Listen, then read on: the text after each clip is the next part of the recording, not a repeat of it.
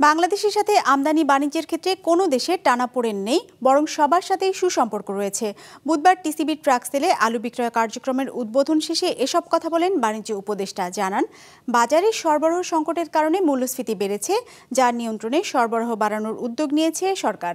Double million offer, Walton fridge কিনে পেতে পারেন 20 লক্ষ টাকা, রয়েছে কোটি কোটি টাকার নিশ্চিত উপহার। ঊর্ধ্বগতির বাজারে না গিয়ে তপ্তরোদ মাথায় নিয়ে টিসিবি ট্রাকের সামনে দাঁড়িয়েছেন এই মানুষগুলো। উদ্দেশ্য যাতে কিছুটা সাশ্রয়ী হয় দৈনন্দিনের খরচ। সেই লাইনে দেখা মিলল ষাটঊর্ধ্ব সাইদুর রহমানের। বাকি সবার মতো তারও অপেক্ষা টিসিবি পণ্যের। আমার পরিবারে 5 জন আছে, আমি একা চাকরি করি, ওটা দিয়ে সংসার চালাই। এখন চিন্তা করেন যেই মাল আপনারা দিতেছেন, এটা যদি আরেকটু বাড়তি হইতো আমার জন্য সুবিধা হইতো। তার মতো আরও 100-2 মানুষের অপেক্ষা এই লাইনে। কেননা এখানে যে সয়াবিন তেল 100 টাকায় দেওয়া হচ্ছে, বাজারে তার দর 160 টাকা। 100 টাকার মসুর ডাল মিলছে 60 টাকায়, আর 30 টাকা কেজি দরে মিলছে 5 কেজি চাল। এতদিন আলু না দেয়া হলেও এই তালিকায় যুক্ত করা হয়েছে আলু কেজি 40 টাকা। বাজারে তো 70 টাকা আলু কেজি, বাজারেতে 110 টাকা ডালের কেজি, এখানে তো 60 টাকা কেজি।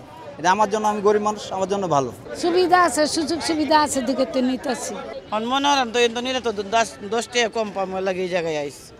টিসিবির ফ্যামিলি কার্ডের বাইরে এই কার্যক্রমের আনুষ্ঠানিক উদ্বোধন করা হয় আজ, যেখানে জানানো হয় আলুর মূল্য নিয়ন্ত্রণে এমন উদ্যোগ নিয়েছে সরকার। অন্যান্য পণ্যের সঙ্গে এখন থেকে আলু বিক্রি হবে এসব ট্রাকে।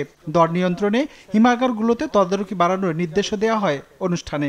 বীজ আলু হোক, খাবারের আলু হোক, সেটি যাতে কোনোভাবে দাম না বাড়ায়, মজুতদারি বা মধ্যস্বত্বভোগীরা এখানে যাতে অযাচিতভাবে কোনো দাম বৃদ্ধি বা ম্যানিপুলেশন করতে না পারে, জনগণকে কষ্ট দিয়ে যাতে কেউ কোনো জিম্মি করে যাতে কোনো মুনাফা লুটতে না পারে, কোনো কষ্ট দিতে না পারে। আমি ভোক্তা অধিকারের ডিজি মহোদয়কে আজকে আমাদের উপদেষ্টা মহোদয়ের সামনে এটা বলতে চাই যে আপনি মাঠ পর্যায়ে যেখানে হিমাগার আছে সেখানে আরও কঠোর নজরদারি এবং নিয়ন্ত্রণ করুন।